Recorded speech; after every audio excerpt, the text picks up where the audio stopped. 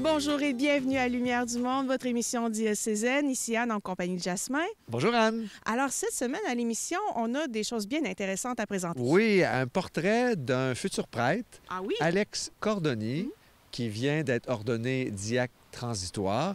Et la semaine prochaine, ce sera un autre diacre. Son collègue Mathéo, je crois. Exactement. Alors, ça fait toujours du bien de voir ces jeunes hommes qui, encore aujourd'hui, en 2018, se sentent appelés à la prêtrise. Alors, une belle rencontre avec Alex. Oui, tout à fait. Puis, on voit ici, derrière nous, la chapelle Saint-Alphonse, qui est annexée, ou enfin qui fait partie de l'église Saint-Charles-Garnier, où on retrouve un groupe de brebis de Jésus qui mettent bien de la vie. Et on est allé voir les enfants pour leur demander « Qu'est-ce que vous pensez du carême? » C'est vraiment cute à voir. Oui, non, ne manquez pas ça. Et puis, on se rappelle tous du décès de Monseigneur Couture le 19 janvier dernier. Alors, pour garder cette mémoire, on vous a préparé ce qui suit, très émouvant. Bonne émission.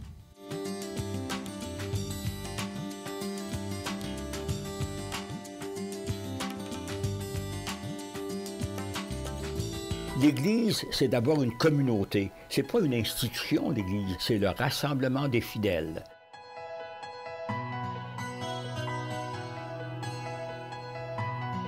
Je ne l'oublierai jamais. J'ai travaillé en pastoral à un moment donné, j'ai eu à le côtoyer et pour moi, c'était une belle rencontre par rapport à tout ce qu'il a fait pour les pauvres, pour les miséreux, puis c'était un Jésus marchant sur cette terre. Maurice Couture, religieux de Saint-Vincent-de-Paul, supérieur général de sa congrégation, est nommé archevêque de Québec pour remplacer le cardinal Louis-Albert Vachon. Donc, il devient archevêque dans un temps où l'Église est en pleine transformation, où on commence à réfléchir à de nouvelles façons de penser la pastorale, de penser l'organisation des paroisses, où on pense beaucoup aux jeunes, à de nouveaux moyens d'évangélisation pour rejoindre les personnes et les groupes. Il arrive à ce moment-là de la vie de notre Église. Actuellement, on passe par une mutation importante. Mais comme j'entendais il n'y a pas tellement longtemps à la télévision, dans la bouche d'un Français qui disait « Ben oui, notre Église est en crise ». Mais l'Église en a eu au moins une dizaine comme ça dans son histoire, parfois des plus profondes que celles qu'elle vit actuellement. Une crise, à partir du terme même, ça ne veut pas dire qu'elle est menacée. Ça veut dire qu'elle passe par une période où elle est obligée de regarder ce qu'elle fait. Ça vient d'un mot grec, krino, qui veut dire juger. C'est ça une crise. C'est qu'on est obligé de regarder qu'est-ce qui se passe puis de dire qu'est-ce qu'on fait.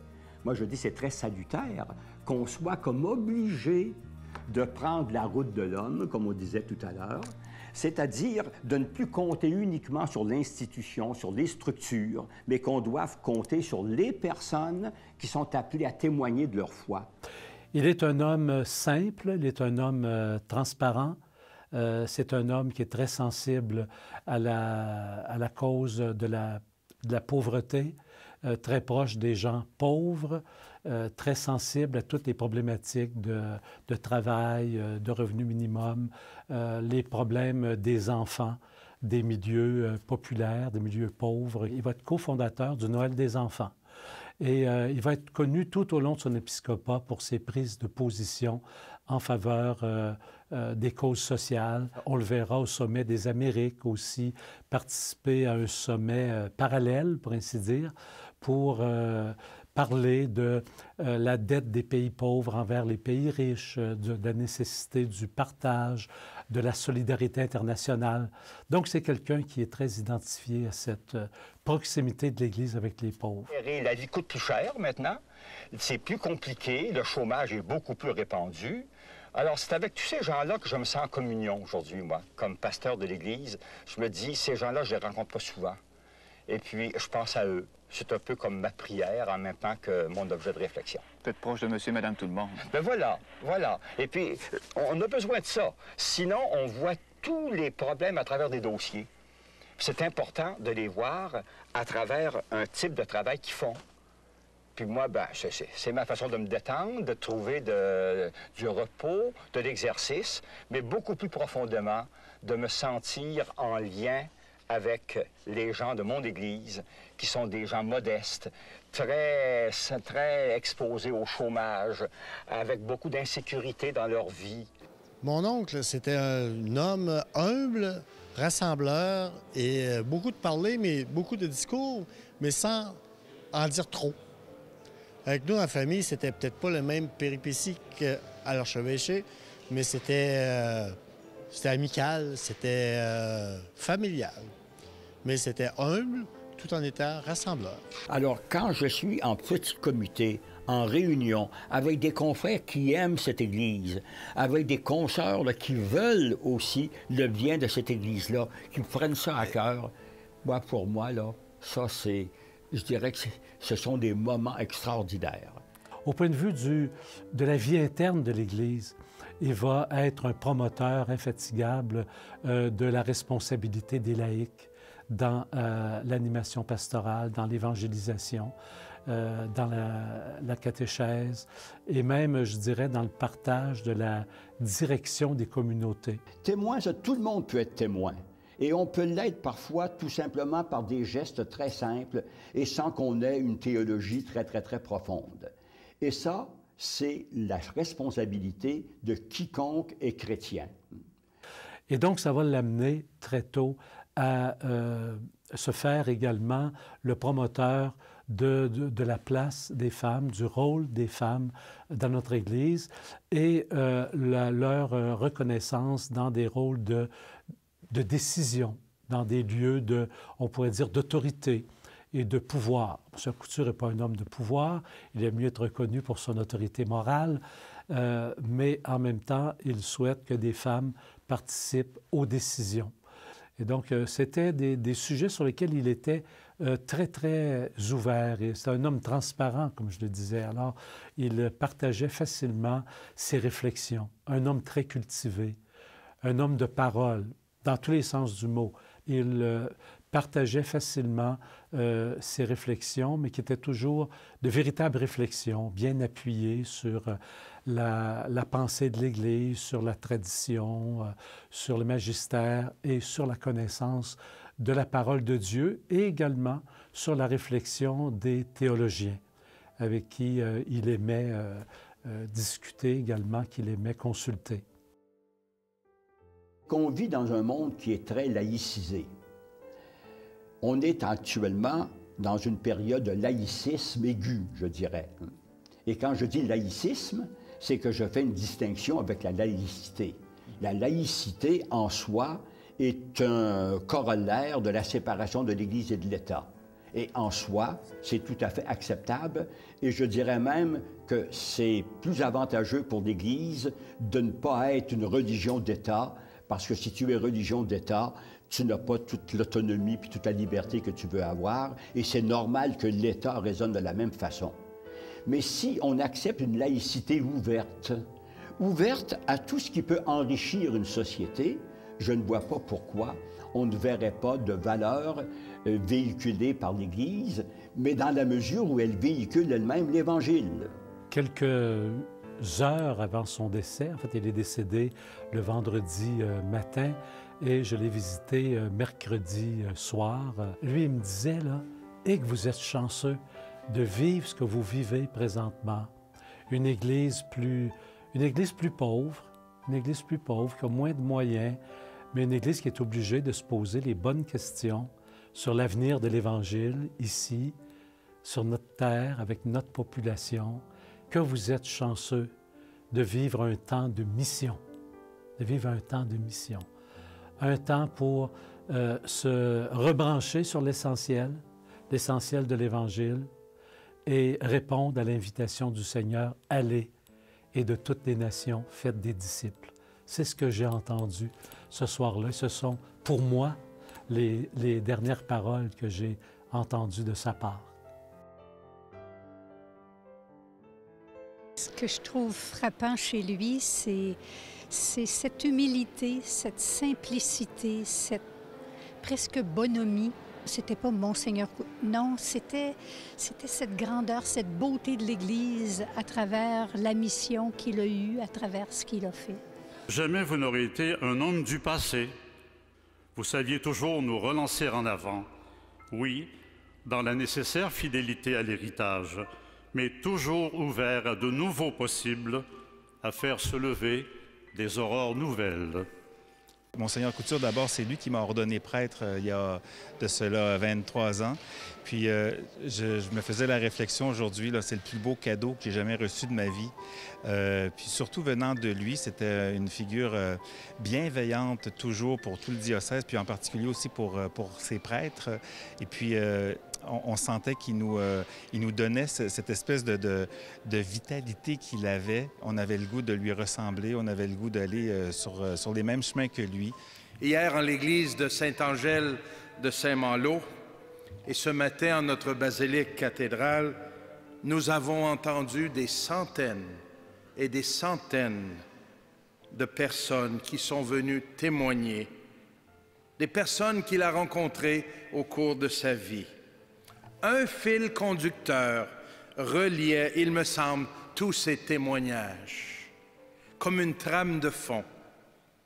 La proximité, le respect de toute personne, la solidarité et le partage. On ne se souvient certes pas de tout ce qu'il nous a dit, mais jamais nous n'oublierons les gestes qu'il a posés à notre égard.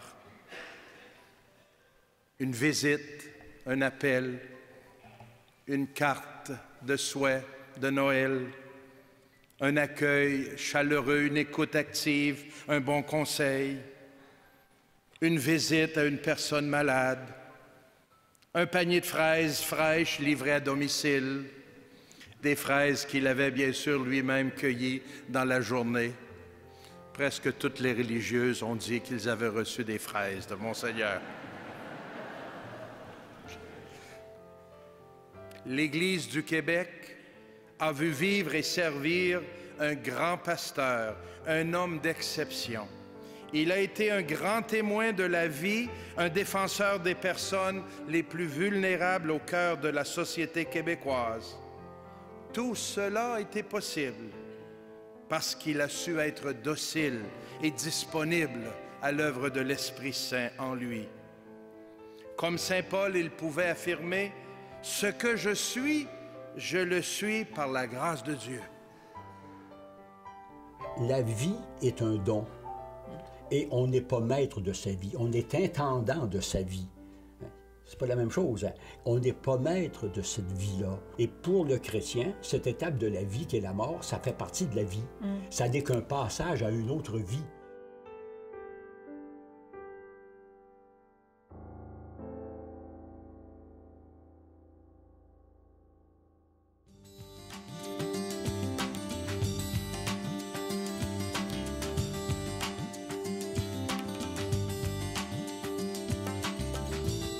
Bonjour, je m'appelle Alex Cordoni, j'ai 28 ans, je suis italien. Je suis en formation à Québec au séminaire Redemptoris Mater depuis 9 ans et je me prépare dans quelques jours à être ordonné diacre pour le diocèse de Québec.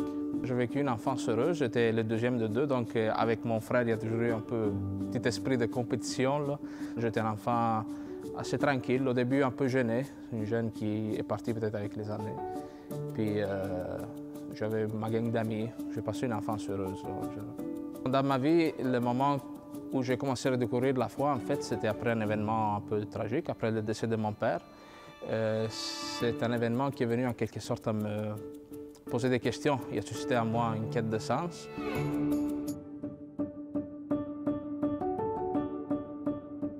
Dans ce temps-là, moi, je me suis posé comme question, c'est quoi le sens de la vie? Parce que si la vie finit, c'est quoi le sens de se marier, de réaliser des projets, c'est tout fini. Il y a eu un moment où une amie de famille nous a invités à des catéchèses dans une paroisse. En écoutant ces témoignages qui nous étaient donnés par des catéchistes, des personnes engagées dans la foi, moi j'ai découvert un peu le sens de la souffrance, le sens de la croix. J'ai recommencé à approfondir la foi, où certains préjugés que j'avais envers l'Église aussi sont tombés tranquillement. Au fond, mon curé, le curé de ma paroisse, il m'a demandé si j'acceptais de faire une expérience dans un séminaire, Redemptoris Mater, une expérience de questionnement vocationnel.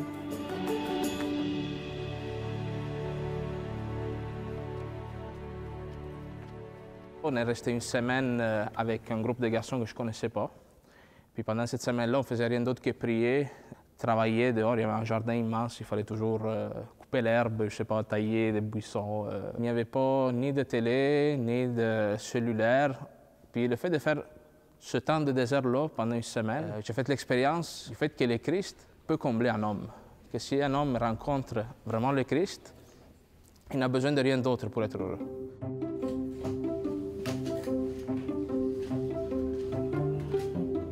Pendant ces 2-3 ans de discernement dans les paroisses, en tant qu'il se vit dans les paroisses, là aussi, j'ai senti très fort l'appel du monde. Là. Mes amis qui me disaient « Mais t'es-tu fou? Est-ce qu'ils t'ont fait le lavage du cerveau? » Aussi, dans ma famille, c'était pas toujours bien compris. Là. Des fois, mes oncles me disaient « Oui, mais là, ton père est décédé, tu laisses ta mère toute seule. » Mais toujours, l'amour du Seigneur était plus fort. Toujours, il y avait une parole dans la Bible qui me relevait. Une parole d'un prêtre, d'un catéchiste, d'un ami qui me continuait à aller de l'avant.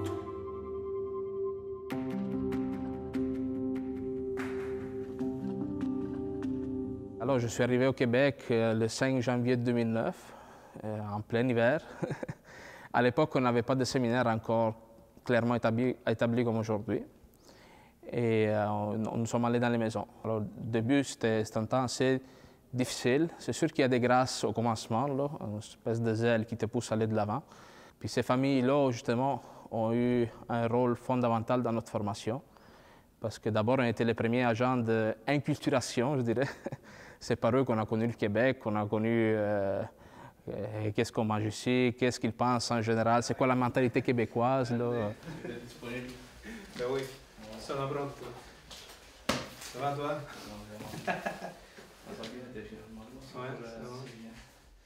La plus grande pauvreté de l'homme, c'est une pauvreté spirituelle, c'est une pauvreté d'amour, c'est une pauvreté de sens de la vie.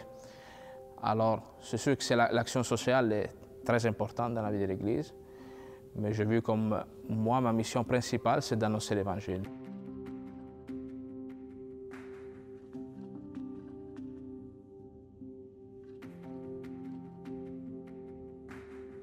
Le temps du diaconat, c'est un temps où on est appelé à vivre un esprit de service. C'est le sens même du mot diacre, c'est serviteur. Alors moi, j'espère dans ce temps-là de pouvoir me faire proche des gens. Je vais rentrer en paroisse en rendant ce service. Fait que ça sera une bonne occasion pour se rapprocher des personnes, se faire connaître, se faire proche d'eux, sans avoir nécessairement encore toute la charge ministérielle qui est reliée à la vie du prêtre. Et j'espère donc de pouvoir rendre ce service-là bien humblement, de me laisser connaître par les gens. Le prophète Daniel ici, il n'a pas peur, comme je disais, de faire la vérité sur lui-même. Parce que le fait d'être en vérité envers nous-mêmes, envers qui nous sommes, envers nos manquements, c'est le début d'une vraie relation d'amour avec Jésus-Christ. Bon, après 9 ans de formation, après avoir quitté ma famille, ma maison, mes amitiés, pourquoi faire tout ça? Au fond, c'est par reconnaissance. C'est par reconnaissance parce que le Seigneur a fait tellement de merveilles avec moi, tellement il a fait une histoire grandiose, il m'a fait tellement expérimenter la résurrection dans ma vie, que ça serait égoïste de ne pas le partager avec quelqu'un d'autre. Alors, moi j'espère que par mon expérience de vie chrétienne, par ma présence, je puisse aider des personnes à faire cette même expérience que moi j'ai faite. Voir que le Christ, il ressuscite le monde, il nous invite à nous relever, à ne pas rester à terre, à avancer, là, à découvrir un sens plus grand de l'existence. Parce que moi aussi, j'avais ma petite vision des choses, mes projets de vie. Mais le Seigneur, par la mort de mon père, il m'a montré, et par tout ce qui est venu par la suite, il m'a montré un sens beaucoup plus grand. Je rends grâce au Seigneur pour ce qui est arrivé dans ma vie, même pour les événements tristes, parce qu'il m'a amené là aujourd'hui. Alors, c'est vraiment ce sens de reconnaissance-là que je donne à ma vocation.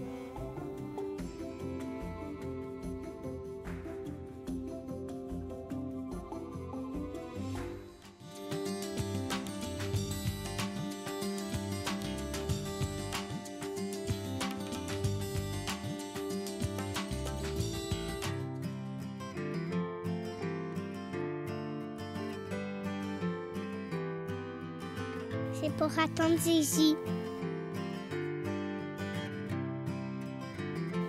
Pendant 40 jours, on doit faire des sacrifices parce que Jésus est resté 40 jours dans le désert. Des sacrifices, c'est-à-dire partager, être généreuse ou généreux ou des choses comme ça, des choses gentilles, faire des choses que normalement tu ferais pas. Le mot carême s'enracine dans l'expérience de Jésus, qui a fait 40 jours de prière et de jeûne au désert avant de commencer sa mission. Et l'Église a voulu justement reprendre cette expérience-là pour elle-même, pour ses fidèles. Je pense que c'est presque depuis les débuts que l'Église offre aux chrétiens de revivre l'expérience de Jésus au désert. Par ce temps de préparation, en même temps, ça devient un temps de préparation aux fêtes de Pâques.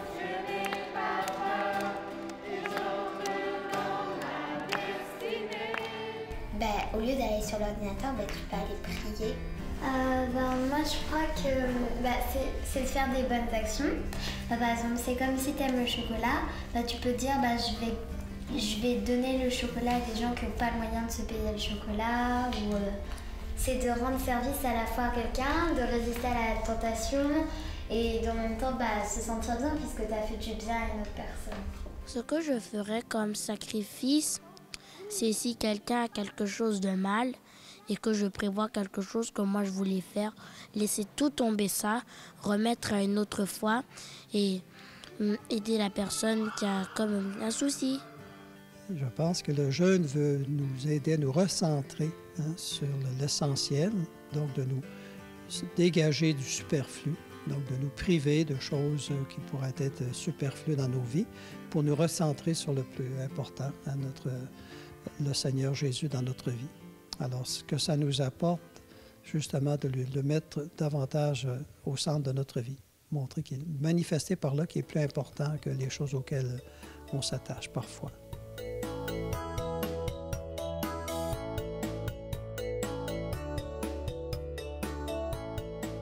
Moi, ce serait de rendre le service sans que ce soit comme vraiment comme avec gentillesse, là.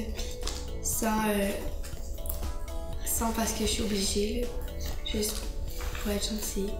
Moi, ce serait de remercier Jésus avant chaque repas parce qu'il y en a qui n'ont pas la chance de se retrouver à table avec ceux qu'on aime. Je trouverais ça important qu'on remercie Jésus avant de commencer un repas.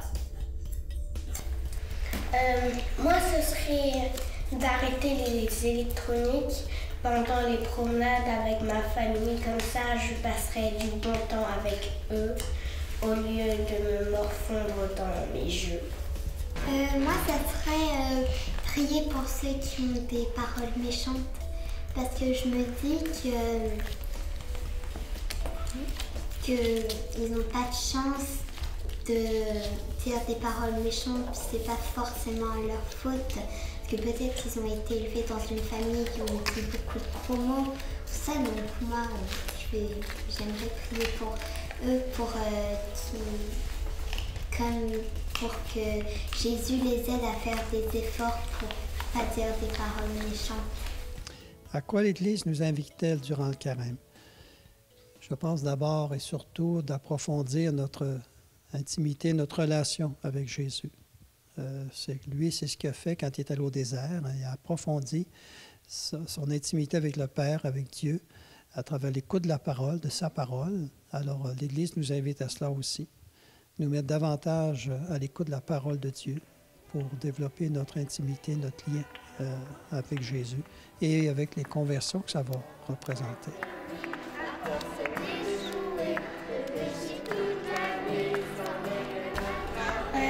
Moi, ça m'enlève mes peurs avant de dormir. Comme ça, j'évite de faire des cauchemars. Moi, ça me rapproche de Jésus parce que quand tu parles à Jésus, quand tu fais ta prière, tu apprends à mieux connaître Jésus et puis tu le remercies de ta belle journée. Alors, Jésus va apprécier ça, donc après, il va être plus dans ton cœur. Moi, dans ma chambre, j'ai un coin de Jésus.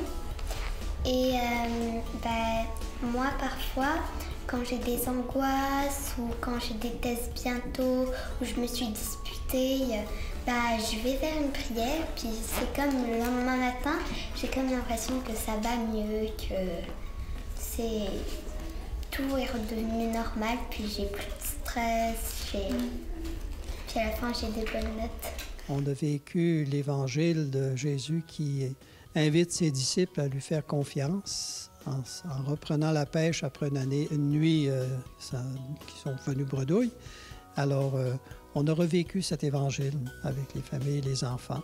Donc, oser faire confiance à Jésus, à sa parole, pour avancer vers les fêtes de Pâques.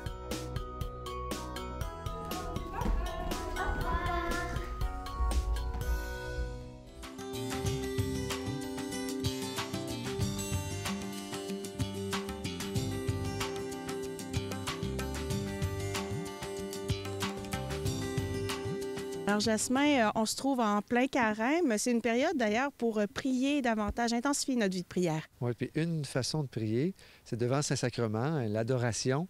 La chapelle Saint-Alphonse est une de nos nombreuses chapelles d'adoration. Vous pouvez y aller la nuit, la veille du premier vendredi de chaque mois. Le dimanche après-midi, le 3e dimanche du mois, tout l'horaire est sur le site de la paroisse Saint-Charles-Garnier. Mais regardez, dans votre milieu, je suis sûr qu'il y a une chapelle d'adoration où vous pourrez aller vous recueillir. La semaine prochaine? La semaine prochaine, une rencontre avec Brigitte Bédard. Vous avez rencontré aussi Alex un peu plus tôt. On rencontre son collègue Mathéo, nouveau diacre transitoire, et une capsule de carême sur la pénitence. Et une capsule littéraire cette fois-ci d'Antoine Malenfant. Et on vous parle des prochaines JMJ diocésaines. Une excellente semaine à vous.